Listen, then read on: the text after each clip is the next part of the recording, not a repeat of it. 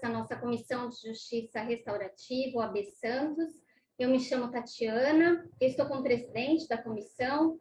Então, dando sequência ao nosso projeto de estudo de violência doméstica embasada na metodologia da justiça restaurativa, nós vamos conversar sobre o enfrentamento da violência doméstica contra as mulheres. Então, aproveitando essa oportunidade, eu gostaria também de convidá-los a conhecer o projeto Decoração, que é um projeto desenvolvido pelo Núcleo de Justiça Restaurativa de Santos, que tem o objetivo de acolhimento de vítimas de violência doméstica e familiar contra a mulher.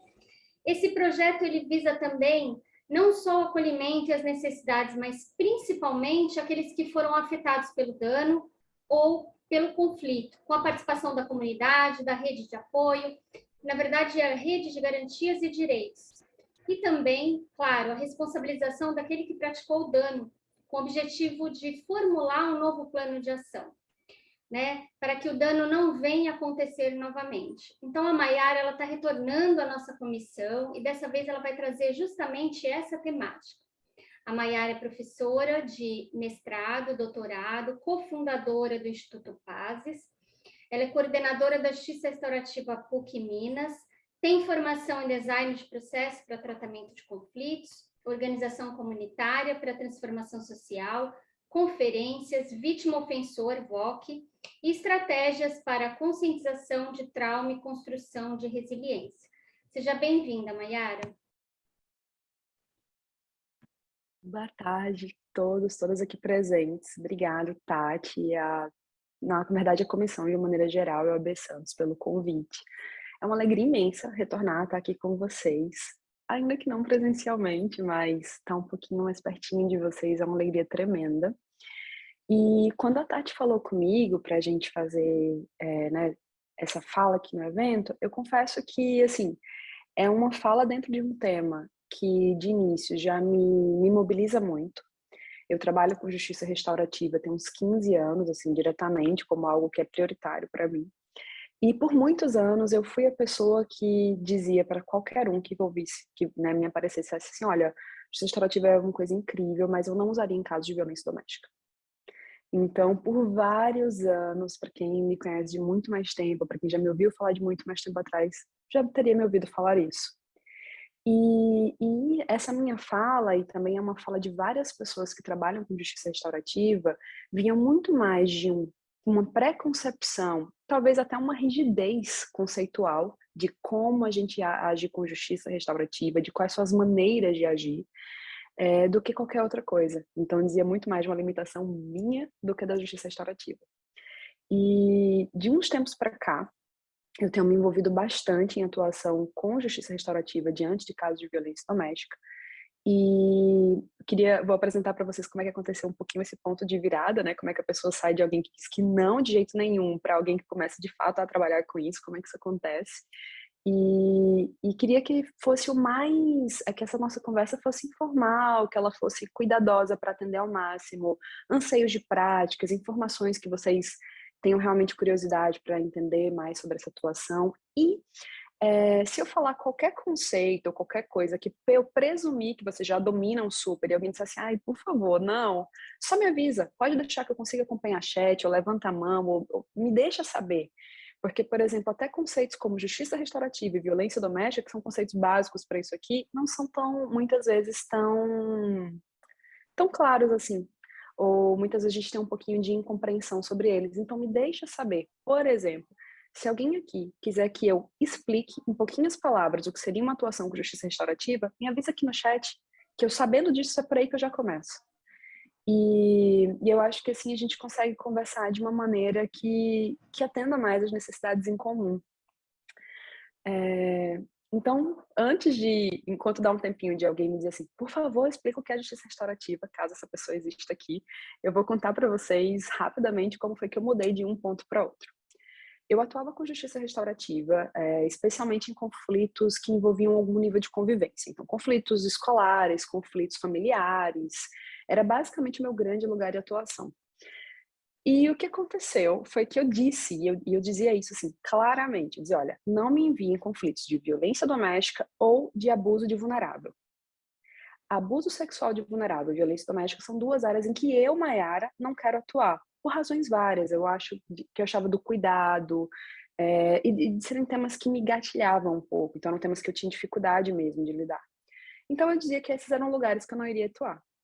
Infelizmente, pelo país que a gente está e pela frequência em que abuso de vulnerável e violência doméstica existem, vocês devem saber que é muito pouco provável que eu conseguisse o que eu queria, né? Porque muitas vezes me chegavam conflitos de outra ordem, por exemplo, um conflito escolar, e eu tô atuando nesse conflito escolar e de repente me vem o quê? Um relato de violência doméstica ou de abuso de vulnerável. Então eu comecei a pegar casos de violência doméstica e de abuso de vulnerável sem querer, porque ele me aparecia no meio de uma narrativa, me surgia ali. E eu comecei a ver que isso é uma coisa, infelizmente, tão presente na nossa sociedade, que eu não consigo dizer, não estarei aí. O que eu posso dizer é diferente, vou me preparar para estar aí com cuidado. Vou me preparar para estar aí com qualidade. Porque não estar aí, lamentavelmente, hoje, na sociedade que a gente tem, não é uma possibilidade.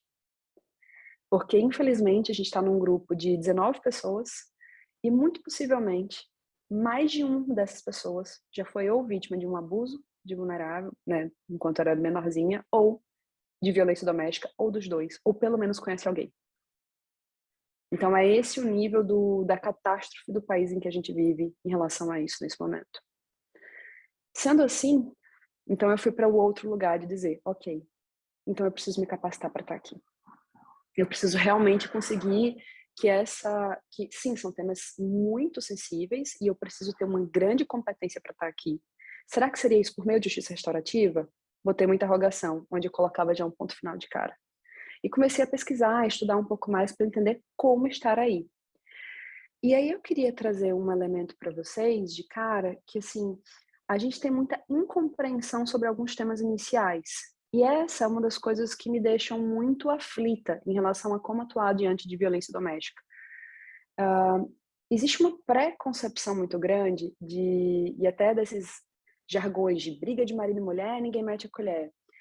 Talvez isso seja muito de toda uma cultura patriarcal e extremamente misógina em que a gente vive, mas isso também tem de uma outra coisa.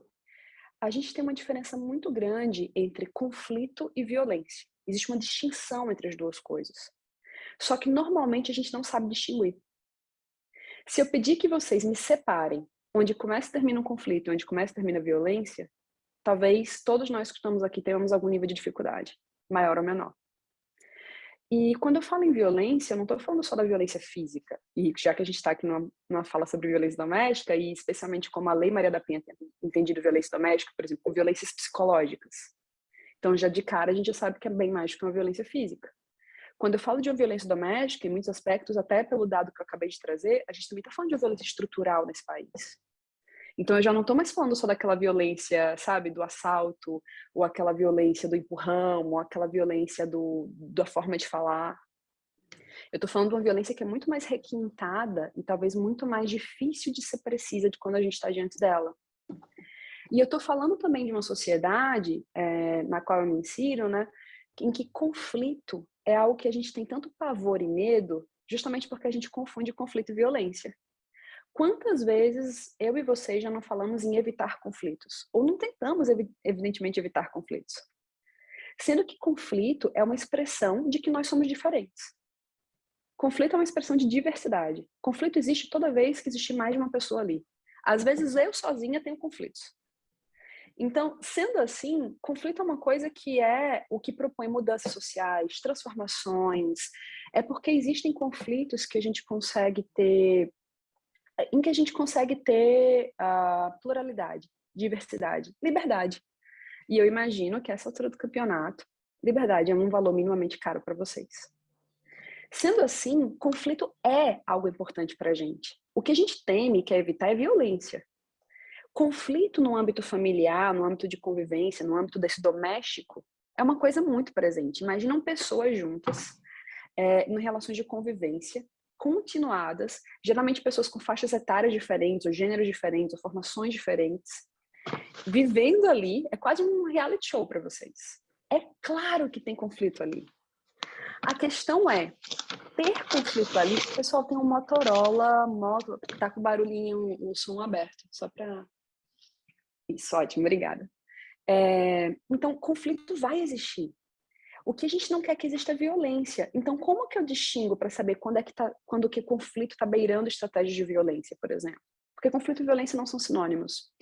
Diversos estudos dentro das áreas de conflitologia, que é a ciência que estuda os conflitos, indicam que quando a gente olha, fala e aborda conflitos de uma maneira séria, violência não existe. Violência não é um resultado esperado de um conflito. Ao contrário, a violência só surge de conflitos quando os conflitos não são olhados, falados, tematizados, nomeados. Violência costuma vir como uma estratégia para dar visibilidade a um conflito que está sendo colocado embaixo dos panos. Então, se a gente quisesse que não houvessem violências, a gente precisaria falar sobre o elefante que está na sala. A gente precisaria nomear mais conflitos. Mas o que a gente aprende socialmente falando em relação a relações das mais diversas possíveis? Que a gente deve não nomear as diferenças, que a gente não deve evitar falar sobre isso, a gente silencia algumas insatisfações. E quantas vezes é justamente por não falar que estratégias de violência aparecem, desencambando aqui como um grande espaço. Eu estou tematizando isso porque a justiça restaurativa, ela tenta se apropriar de temas como esse muito a partir da fala. Fala e escuta em um espaço de qualidade. Então, é uma fala que ela busca trazer consciência sobre o que está circulando a gente. A justiça restaurativa, ela não busca pôr fim num conflito.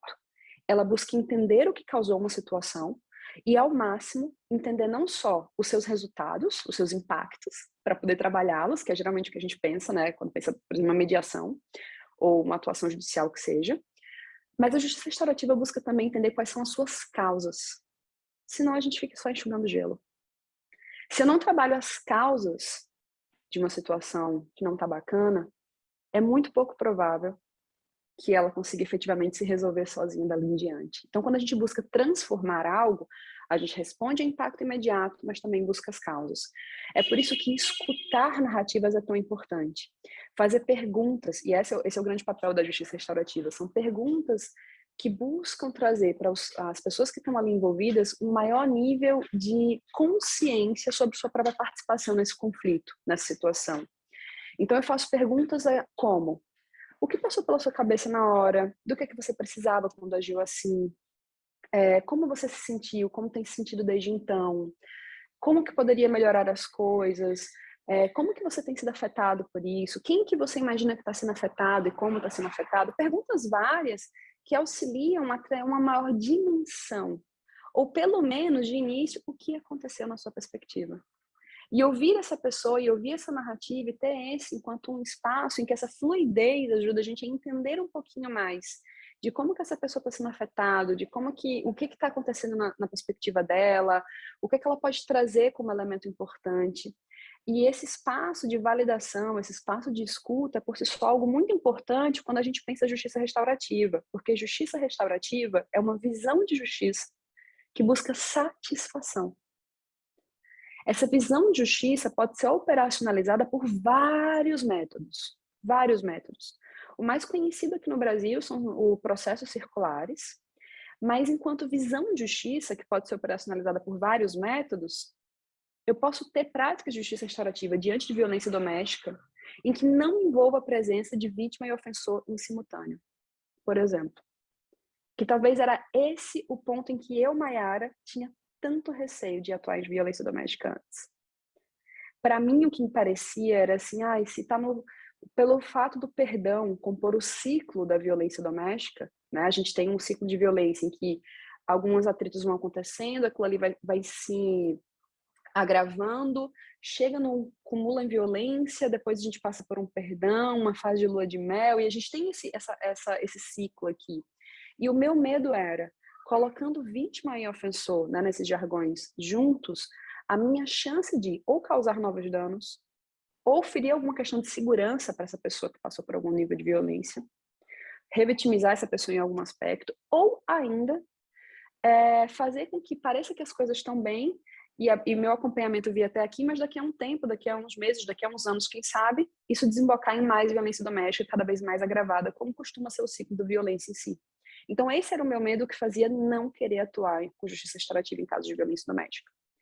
Só que isso vinha, como eu falei para vocês, por uma limitação minha, não uma limitação da justiça restaurativa. É que eu, Maiara, tinha uma preconcepção muito rígida sobre como que podia ser uma atuação de justiça restaurativa diante de casos de violência doméstica. Na minha concepção, eu confundia justiça restaurativa enquanto visão de justiça e o método processos circulares. E nessa minha confusão, eu acreditava que em casos de violência doméstica, eu teria que trazer, geralmente, um ofensor, a vítima e uma comunidade de apoio que fosse juntos. E eu via vários problemas possíveis nisso, como esses que eu nomeei para vocês. Quando eu parei de fazer essa confusão e comecei a perceber que, enquanto visão de justiça, a justiça restaurativa pode ter uma atuação voltada, sim, a práticas como essa, mas a outras práticas várias com outras finalidades que voltem-se à satisfação do que é mais necessário para essas pessoas naquele momento. E foi aí que eu percebi, por exemplo, ferramentas incríveis a partir da justiça restaurativa para atuar em violência doméstica. E eu vou nomear algumas. Primeira delas, fomentar, construir ou fortalecer rede de apoio para a mulher vítima de violência doméstica. Pessoal, vamos lá. Uma pessoa que passa é vítima de violência doméstica, geralmente uma vítima de violência doméstica, segundo os estudos mais recentes que eu tive acesso, demora mais ou menos 6 anos para que se haja noticiamento de que ela esteve sendo vítima de violência doméstica. Então vamos imaginar que essa pessoa passou 6 anos sendo vítima de uma violência a esse patamar, no seu cotidiano mais básico. Não importa se essa pessoa tem amigos, família, colega, vocês conseguem ver que alguma coisa na sua rede de apoio está falhando? Que tem alguma coisa aqui que não está bacana? Porque é de se esperar que se eu tenho essa rede de apoio, alguma coisa que fosse mobilizada antes disso, antes de chegar a esse extremo. Não quer dizer que a rede de apoio dessa mulher seja necessariamente ruim.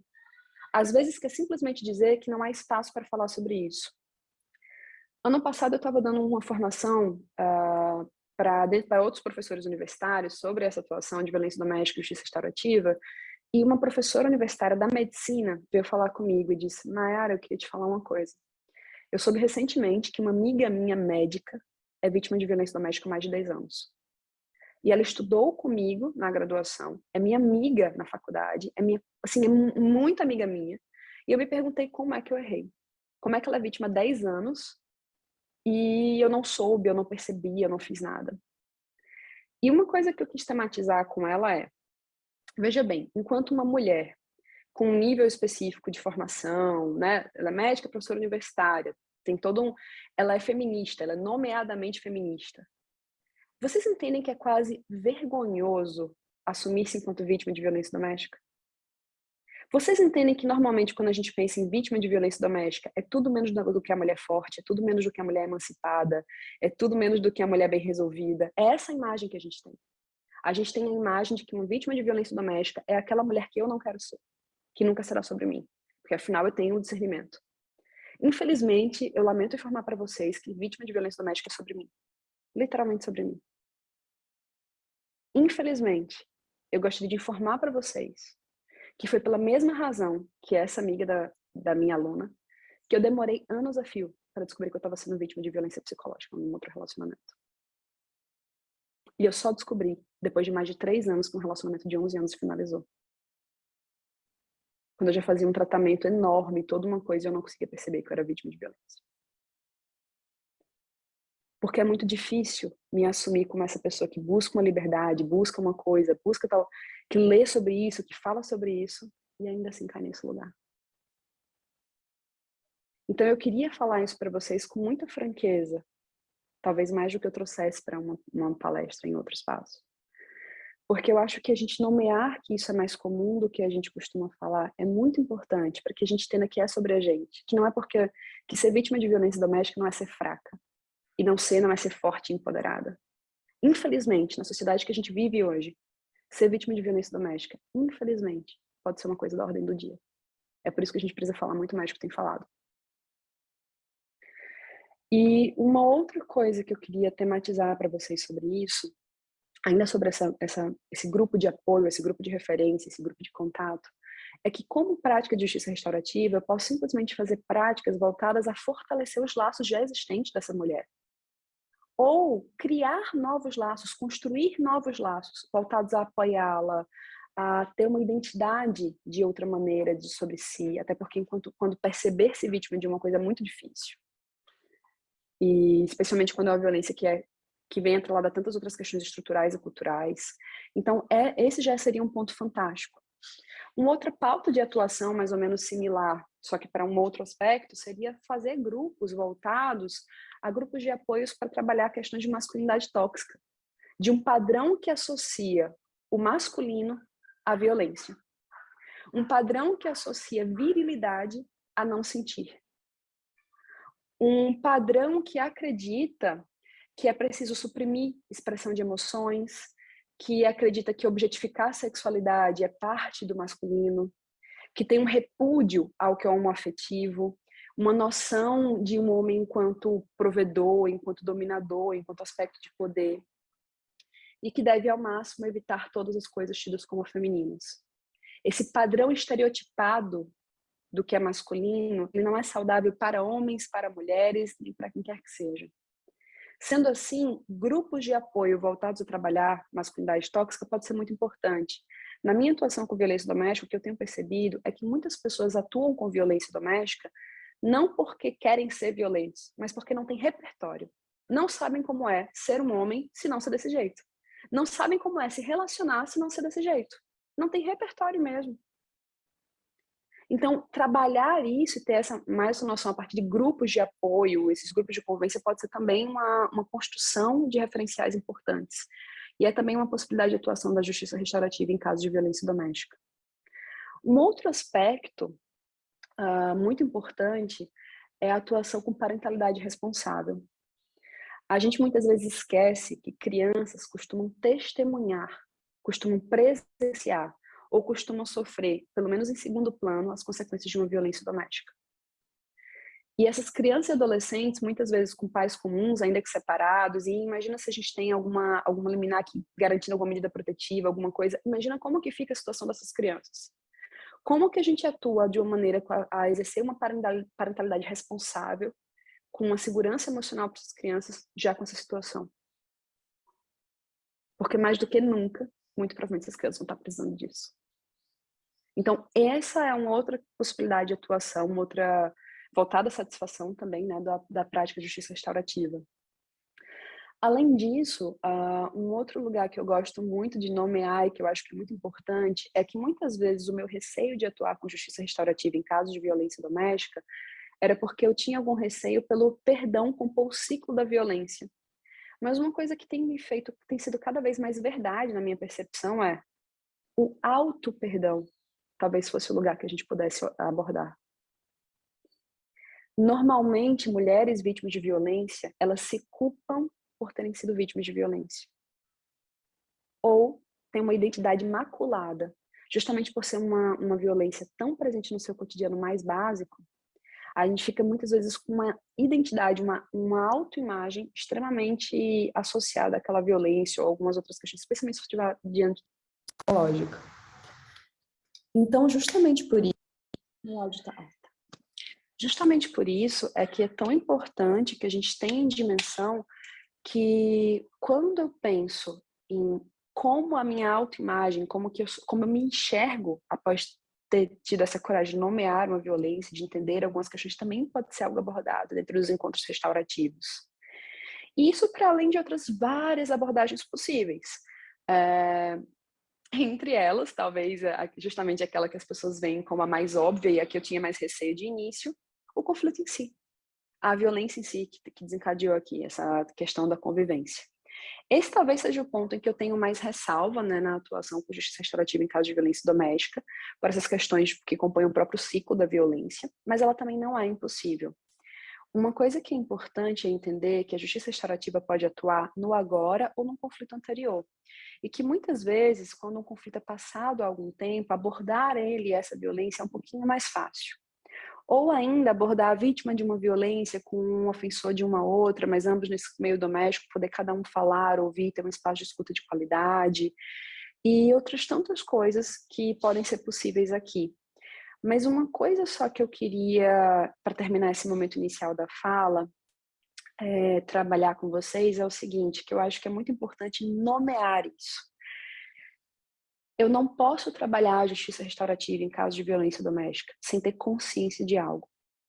Consciência de que, embora a justiça restaurativa não seja psicoterapia e que eu não precise ser psicoterapeuta para atuar com justiça restaurativa, eu preciso ter uma informação mínima sobre trauma e resiliência para trabalhar um tema como esse. Porque uma violência que acontece por anos a fio, dentro do nível mais íntimo, né, do nível doméstico, dentro de uma relação afetiva e ou de parentalidade, é muito provável que tenha um potencial de produzir trauma.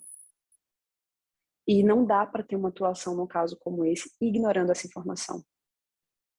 Então, ter um nível de informação sobre isso, nem que seja de um cuidado extra nessa atuação, é muito importante.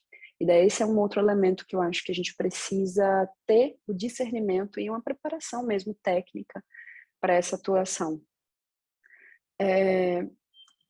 No mais, assim, agradecendo por essa falinha inicial e me deixando à disposição para a gente poder aí sim dialogar mais de perto, eu queria muito só pontuar que, enquanto visão de justiça voltada à satisfação, a justiça restaurativa, ela se propõe a uma restauração que não é recuperar o estado das coisas anteriores. Um segundo antes de ter uma primeira manifestação de violência doméstica, as coisas já não iam muito bem. Eu não quero voltar um segundo antes.